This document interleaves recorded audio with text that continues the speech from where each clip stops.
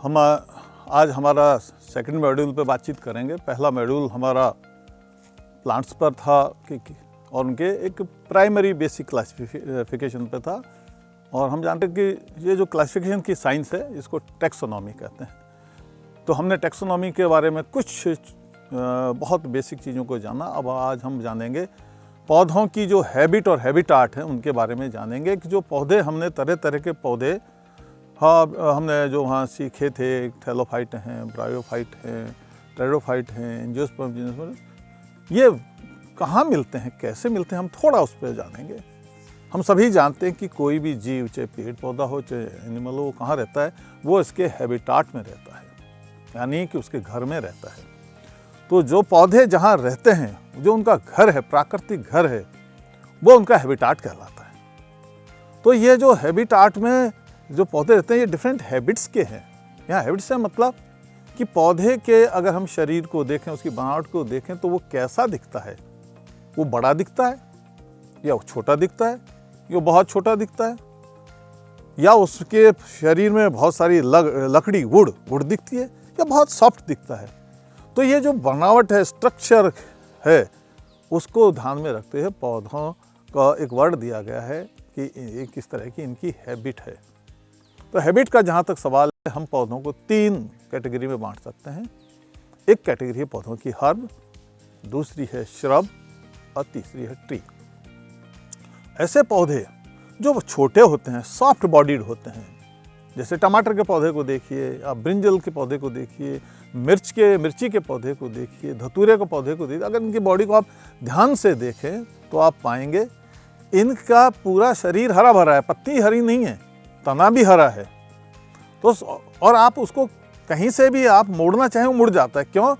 क्योंकि बॉडी में कहीं भी ऐसा टिश्यू नहीं है, ऐसा कोई स्ट्रक्चर नहीं है जो उनको दृढ़ता प्रदान करे। उनकी तो सॉफ्टनेस है उनकी बॉडी में, सॉफ्टनेस, क्योंकि जो सबसे सॉफ्ट टिश्यूज हैं पैरेन्काइमा, बहुत सारा बॉडी में पानी है। और हाइट को भी देखें, इनकी आमतौर पर 1 मीटर से ज़्यादा हाइट नहीं होती है, और ये शॉर्ट लिव्ड भी होते हैं, कम एज होती है आमतौर पर। तो ये जो पौधों का ये स्वभाव वाले, इस तरह के नेचर वाले जो पौधे हैं, उनको हम कहते हैं हर्ब या शाक। शाक से मतलब ही ना गए, शायद शाक वर्ड साग से बना होगा। हम साग किसका बनाते हैं? जो सॉफ्ट प्लांट हो उनकी हम सब्जी बनाते हैं। तो शायद साग से ये बेटर होता हुआ वर्ड हमारे पास पहुंचा शाक। तो हर्ब्स या हर्बेसियस प्लांट हैं, ये हमारे सबसे सॉफ्ट प्लांट हैं। हमारे जितने भी घास हैं, हमारे जितने फसल के बहुत सारे पौधे हैं, आपका जौ, गेहूँ, जवार, चना, सरसों, मूली, ये सब हमारी हर्ब है, ये जो कि आमतौर पर 1 मीटर से ऊपर नहीं जाती हैं। दूसरा जो पौधों का ग्रुप है वो है हमारा श्रब या झाड़ी, जिनको हम कहते हैं। श्रब या जो झाड़ी होती हैं, इनकी हाइट आमतौर पर 1 मीटर से ऊपर होती है, और इतने सॉफ्ट नहीं होते जितने कि हमारी शाक, जो हमारे हर्ब सॉफ्ट हैं, इतने सॉफ्ट, इतने नर्म नहीं होते हैं, बल्कि इनमें कुछ न कुछ लकड़ी, यानी कि आपका जो दृढ़ता देने वाला जो टिश्यू है, यानी कि इनमें स्क्लेरेन्काइमा, एक जो पैरेन्काइमा वो सॉफ्ट होता है, और जो पैरेन्काइमा में जब अंदर लिग्निन और ऐसे दूसरे पदार्थों का डिपोजिशन हो जाता है तो बॉडी में थोड़ी सी कठोर हो जाती है। और जब कठोर बॉडी हो जाती है तो हम कहेंगे कि अब ये पौधा इतना सॉफ्ट नहीं रहा है। तो ये जो झाड़ियाँ हैं या जो श्रब हैं, ये सॉफ्ट बॉडी की नहीं है, इनमें थोड़ी बहुत लिमिटेड मात्रा में लकड़ी बनती है। ट्री कितनी नहीं बनती, ट्री में बहुत ज़्यादा लकड़ी बन जाए, इनमें बहुत लिमिटेड लकड़ी बनती है। और आमतौर पर एक सिंगल स्टेम नहीं होता है, बल्कि पास अगर देखें छोटे छोटे बहुत सारे स्टेम, एक गुच्छा सा बन जाता है। और आमतौर पर ये ग्रोथ होता हुआ इनकी 6 मीटर तक चली जाती है। तो हम ये कहेंगे कि जो हमारी बुश हैं, श्रब्स हैं, झाड़ियाँ हैं, ये 1 मीटर से ऊंची लेकिन 6 मीटर तक जिनकी हाइट होती है, और जिनमें छोटे छोटे बहुत सारे स्टेम पास होते हैं। एक सिंगल स्टेम नहीं होता है, इनमें बहुत सारे स्टेम। सिंगल स्टेम आमतौर पर सिर्फ ट्री में होता है, एक पूरे खंबे का जैसा एक स्टेम होता है, लेकिन इनमें छोटे छोटे बहुत स्टेम, तो एक बंच जैसा बन जाता है। ये हमारे इस स्वभाव वाले, इस है नेचर वाले जो पौधे, हम उनको कहते हैं श्रब या बुश। जैसे मेहंदी का पौधा है, ड्यूरेंटा का पौधा है, आपका बोगनविलिया का पौधा है, ये हमारा झाड़ी बेर का पौधा है। ये वो पौधे हैं जो कि हमारी बुश बनाते हैं। इससे अगला वाला जो ग्रुप है पौधों के स्वभाव वो है ट्री। ट्री में पौधा 6 मीटर से ऊपर चला जाता है और बहुत सारे स्टेम नहीं होते, एक सिंगल स्टेम मोटा सारा हाथी के पैर का जैसा, खंबे जैसा, बिल्कुल पिलर जैसा एक स्टेम होता है जिसको ट्रंक कहते हैं। तो स्टेम का लिए है कि विशेष टर्म है ट्रंक। तो और उस ट्रंक पर बहुत मजबूत ट्रंक होता है और उस ट्रंक पर शाखाओं और पत्तियों का सारा वजन उस पर लदा रहता है और वो उन सबको बियर करता है, उनको सहन करता है। और ये ट्री बहुत सालों तक जिंदा रहते हैं। एक बार जन्म हो गया, विकसित हो गए तो ये पेरिनियल है, कई सालों तक जिंदा रहने वाले पौधे। ये इस तरह का जो स्वभाव वाला जो पौधे होते हैं ये हमारे वृक्ष कहलाते हैं, ट्री कहलाते हैं। जैसे पीपल, आम, जामुन, बरगद, धौक, कतीरा या जिसको हम कड़ाया कहते हैं, ये जो पौधे हैं ये ट्री ग्रुप के हैं। तो स्वभाव हैबिट के हिसाब से हमने हर्ब शर्ब ट्री इनको मुख्य रूप से बांटते हैं। देखिए कुछ और भी प्रकार हैं स्वभाव के। एक और प्रकार है जिसको हम कहते हैं बेलें, क्लाइंबर। क्लाइंबर ये क्योंकि वीक स्टेम है, ये खड़े नहीं हो सकते सीधे, तो खड़े नहीं हो सकते तो इनके पास एक ही चारा है, या तो ज़मीन के ऊपर फैलो और ज़मीन पर नहीं तो किसी का सहारा लेकर के फिर ऊपर चढ़ो। तो ज़मीन पर जो चलते हैं ऊपर नहीं चढ़ते, फ्लैट ज़मीन पर चलते रहते हैं, इनको हम कहते हैं क्रीपर। जैसे अगर हम रेगिस्तान क्षेत्र में जाएं तो हमारा जो गढ़तुंबा है ये क्रीपर का, क्रीप का मतलब रेंगना, जैसे बच्चा रेंग कर चलता है, ठीक इसी तरह ये पौधे जैसे कि ज़मीन पर रेंग के चल रहे हैं, खड़े नहीं हो रहे हैं, तो इस तरह के जो बेलें हैं, वीक स्टेम वाले प्लांट हैं, उनको हम क्लाइंबर कहेंगे, लेकिन इनको क्रीपर कहेंगे। लेकिन कुछ पौधे ऐसे हैं जो विशेष अंग डेवलप कर लेते हैं और उन अंगों का सहारा लेकर ये किसी दूसरी सपोर्ट का सहारा लेकर ऊपर चढ़ जाते हैं, इनको हम कहते हैं क्लाइंबर। जब हम अपने घर की छत पर जाते हैं तो हम कहेंगे क्लाइंब कर रहे हैं, यानी ऊपर जा रहे हैं। तो ऊपर जाना, तो ये भी इसी तरह एक तरह से पेड़ का सहारा या किसी ऑब्जेक्ट का सहारा ऊपर की तरफ जा रहे हैं, जैसे छत पर चढ़ने की कोशिश कर रहे हो, इसलिए वर्ड आया है क्लाइंबर। हमारे बहुत सारी बेलें हैं, तोरई की बेल है, लौकी की बेल है, कद्दू की बेल है, ये क्लाइंबर वर्ग में आती हैं। और क्लाइंब कैसे करती हैं? जैसे हमको चढ़ने के लिए सीढ़ी चाहिए, ऐसे इनको भी कुछ विशेष साधन चाहिए तभी चढ़ सकते हैं, नहीं तो चढ़ नहीं सकते, क्योंकि तना बहुत वीक है, कमज़ोर है। तो ये विशेष चढ़ने के लिए ये क्या करते हैं, कई बार इनमें पतले पतले तारों के जैसे वायर डेवलप हो जाते हैं, जिनको टेंड्रिल कहते हैं। ये टेंड्रिल पत्ती के टिप पे भी हो सकते हैं, पूरी पत्ती टेंड्रिल में बदल सकती है, या किसी इन्फ्लोरेसेंस में टेंड्रिल हो सकता है। इनकी किसी भी एरियल स्ट्रक्चर में कहीं न कहीं टेंड्रिल, ये तंतु होता है और ये स्प्रिंग की तरह लिपटने की इनमें क्षमता होती है। तो जब ये पौधे किसी के कांटेक्ट में आते हैं तो इनकी ये जो स्प्रिंग जो अभी तक सीधी थी, जिसको छूते हैं उसके तुरंत उसके लिपटना प्रारंभ कर देते हैं। इस तरह मल्टीपल पॉइंट पर एंकरिंग कर देते हैं। तो कई जगह दाईं और बाईं तरफ बहुत सारे टेंड्रिल जो भी जिसके भी टच में आ रहे हैं, जिस चीज़ को छू रहे हैं, उसके लिपट कर उस पौधे को सपोर्ट करके और ऊपर की तरफ ले जाते हैं। इस तरह पौधा जो खड़ा नहीं रह सकता, अपने टेंड्रिल का सहारा लेकर एक तरह से कमज़ोर स्टेम होने के बावजूद भी खड़ा हो जाता है। और चूंकि इसका फ़ायदा क्या हुआ, इससे फ़ायदा ये हुआ कि इनको धूप चाहिए, तो धूप जहाँ नीचे ज़मीन पर लेट कर क्रीपर तो जो कुछ धूप नीचे मिल रही है उससे काम चला रहे हैं।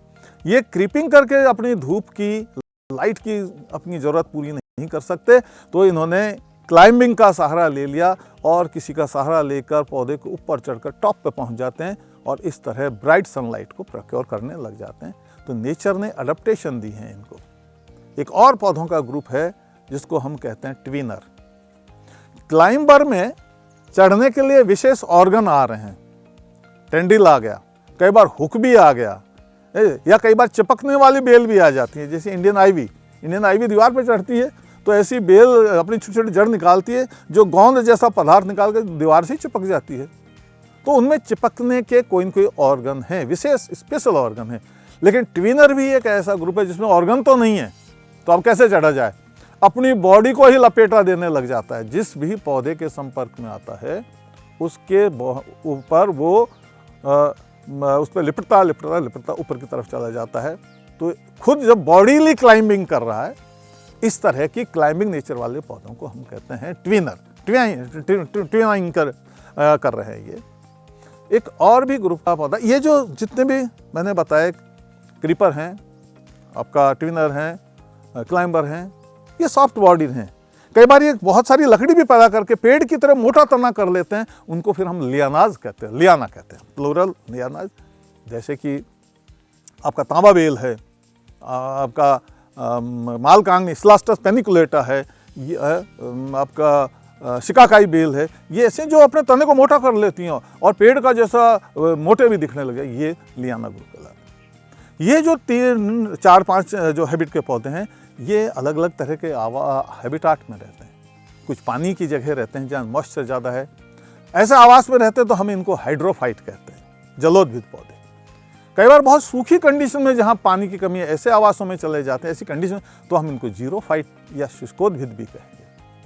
कुछ पौधे इनके बीच जैसी, ना बिल्कुल पानी है, ज़्यादा पानी है, ना बहुत सूखा है, बीच की जैसी कंडीशन, एक मीडियोकर सिचुएशन है, वहाँ अगर भी ये उगते हैं, ऐसे पौधों को हम मीजोफाइट्स या समोद्भिद कहते हैं। कुछ पौधे रेत के टीलों पे उगते हैं, सूखी रेत के टीलों, उनको हम सामोफाइट कहते हैं। कुछ पौधे ऐसे होते हैं जो चट्टानों के ऊपर उगते हैं, उसको लिथोफाइट कहते हैं। लिथो का मतलब चट्टान। कुछ चट्टानों की दरारों में उगना पसंद करते हैं, उनको काजमोफाइट कहते हैं। कुछ पौधे ऐसे हैं वो दूसरे पौधे के बॉडी पे उग जाते हैं, दूसरा स्टेम या ब्रांच के ऊपर उग जाएंगे, उनको हम एपीफाइट कहते हैं। कुछ पौधे दूसरे पौधों की, वृक्षों की छाल के ऊपर उग जाते हैं, वहाँ बस उनके लिए तो वही हैबिटाट सही है, उनको एपिफियोफाइट कहते हैं।